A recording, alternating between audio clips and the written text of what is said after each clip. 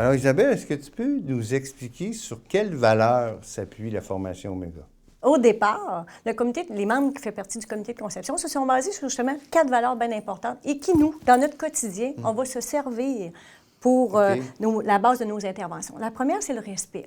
Le respect, c'est le respect de soi, le respect des collègues, le respect aussi des clients, mais en lien avec leurs capacités, leurs limites, mais leur dignité. Puis c'est se dire, là, si c'était un membre de ma famille, mon père, ma mère, mon enfant, mais moi, personnellement, comment j'aimerais qu'on me traite et comment on traite les gens. Ça vient changer un peu notre façon de faire, notre façon d'être, énormément.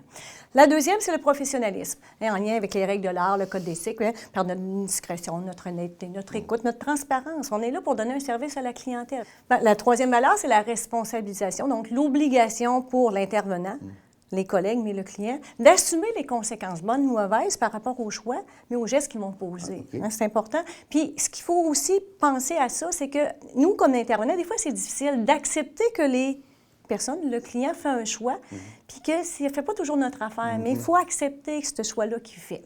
La quatrième valeur, c'est la sécurité, donc assurer que la sécurité de tous soit préservée, autant physique, psychologique, déontologique, mais pour tout le monde, que ce soit le client, l'intervenant, les collègues, les autres membres qui sont là, ça peut être les membres de la famille. Fait que tout ça réuni ensemble, ça va guider nos choix, mais aussi nos comportements. Dis-moi, Isabelle, tu peux nous dire qu'est-ce que ça l'a permis dans le concret, cette formation d'Oméga? OK. C'est une philosophie d'intervention. Puis moi, je peux dire qu'avec les années, j'ai vu beaucoup de changements en lien avec la relation humaine. Ces interventions-là, maintenant, sont plus axées sur la personne. C'est plus empathique. Il ne faut pas se mettre la tête dans le sable non plus qu'auparavant. C'est vrai ce que tu disais, c'est plus l'approche, le pogne attache-pique, mais maintenant, on peut se centrer plus sur la personne, sur son vécu, sur son besoin, mais aussi sur sa culture, les membres de sa famille. Fait que ça a permis vraiment d'avoir des changements majeurs. Nous, ici, c'est sûr que aussi les lieux physiques ont fait en sorte qu'à l'Institut, que ça a changé énormément. On s'entend qu'avant, il y était 3-4 mais dans des chambres, c'est des chambrettes avec des murets, avec peu d'intimité. Donc, quand la personne se désorganisait, on ne pouvait pas lui dire d'aller se reposer dans sa chambre. On avait beaucoup recours à l'isolement. Mais aujourd'hui, on permet à la personne d'exprimer plus ce qu'il vit, là, sa souffrance intérieure. Oui, c'est vraiment important. Ça a un impact vraiment majeur dans leur établissement. Absolument. Alors, Isabelle, pour mieux illustrer la philosophie d'intervention, vous êtes servi d'une pyramide, je crois. Est-ce que tu veux nous expliquer en quoi ça consiste? Oui, entre autres, mais dans cette philosophie d'intervention-là, ce que je dis, on a des outils, entre autres celle-là, qui est la pyramide d'intervention, qui, à sa base, est la pacification. Donc, la porte d'entrée, la première intervention qu'on préconise, c'est la pacification, et la dernière, qui est l'intervention physique.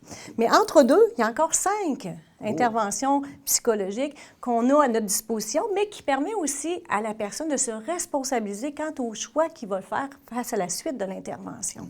C'est vraiment quelque chose qui responsabilise aussi le client. Puis comme je disais au début, des fois, d'accepter le choix qu'ils font, c'est pas toujours facile, mais on doit le faire parce que c'est la personne elle-même qui décide de la suite.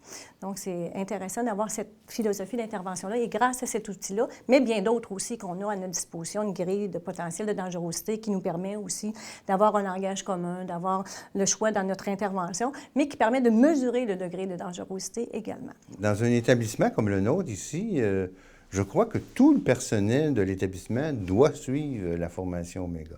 Bien, à la base, tous les intervenants de l'Institut reçoivent la formation Pacification des états de crise, que je disais au début, là, qui a été développée par M. Michel Plante. Et par la suite, selon le champ d'activité, vont recevoir la formation appropriée, c'est-à-dire soit Oméga de base, qui est le 4 jours, Oméga dans la communauté pour les gens qui travaillent dans les milieux naturels des clients.